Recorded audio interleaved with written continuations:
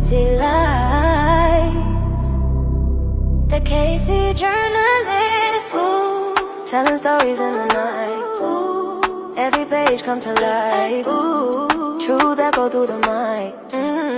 Hear the sirens, hear the pain. Ooh, history don't fade away. The year was 1993, and I just came home from being institutionalized for 2.5 years at the Gillis Center for Boys. Now, some of you have seen my video and know a little bit about that background, but after I came out, upon my release, I went to live with my mother, who lived in Englewood Apartments off of Waukomis Drive, right there by Northmore. Now, upon arrival, I started mingling in the neighborhood. I played football, so I went out there and started playing with the neighborhood kids, running around. And I started to hear crazy stories about the woods and the things around the neighborhood. And they were stories of a satanic cult. There were stories of the Englewood man. And I was basically told to stay out of the woods, even though I was defiant. And other kids quickly started telling me the stories. And it wasn't long before I experienced it myself. Now, for the first time in 30 years, I'm going to return to that exact spot and speak from memory. Now, those who were around Englewood Apartments and Waukomis Drive, they know what I'm talking about. All the kids in the neighborhood know what I'm talking about when I talk about this cult, when I talk about the Englewood man. And if any of you can elaborate, any kids that lived in the Englewood Apartments in the 80s and the 90s, they know it. And if any of you are listening to this right now and you know what I'm talking about, feel free to comment. Now, they've since built the walking trail back here. So I'm going to go try to navigate through there. It's a different way. It's changed a little bit. But it seems that the way we get there is actually more accessible than it used to be. So we're going to go back there and I'm going to tell you some stories. So let's go.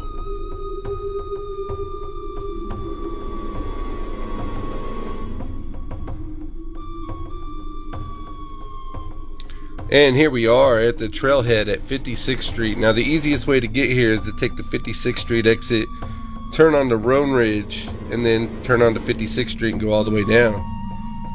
Now, I had to do some Google satellite pictures and Google Earth and stuff.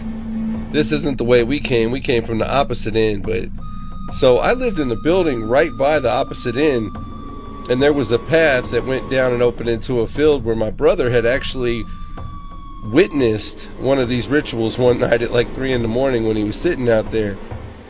And I always heard drums at night. We heard trains coming through.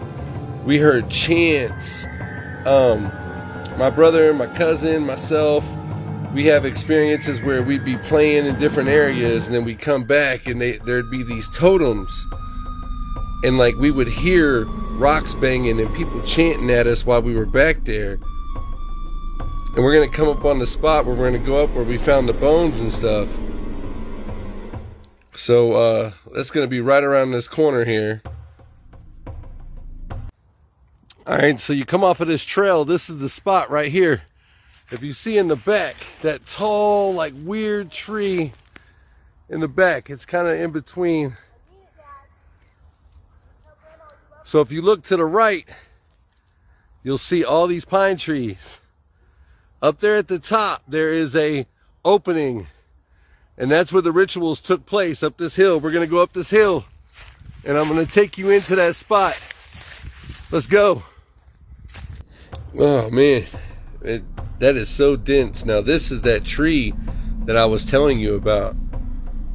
That's the marker that how I figured out how to get back up here. But, yeah. We're going to push through, we're going to turn around, and we're going to go to this spot.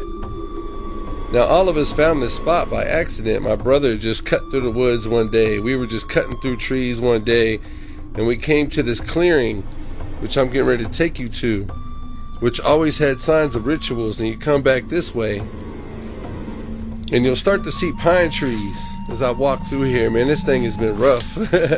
Imagine in the summertime when this is all overgrown, though.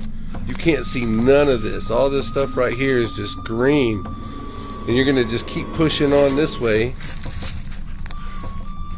And we're going to come to right here. And you'll see these pine trees all around.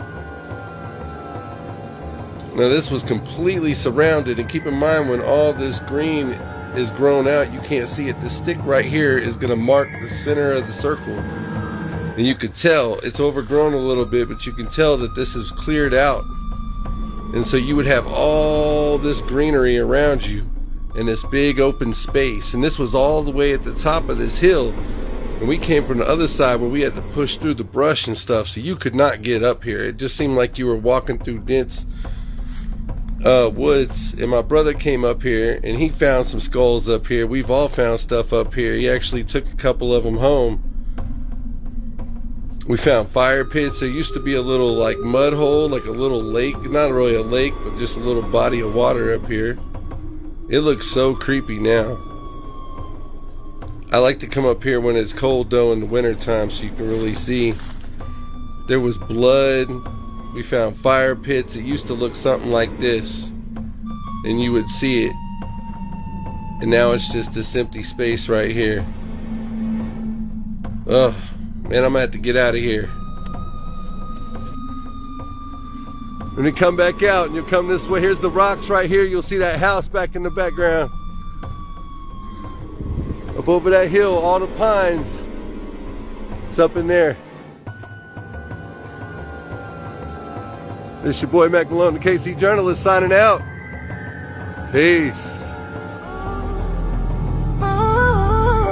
He's live from the city lights.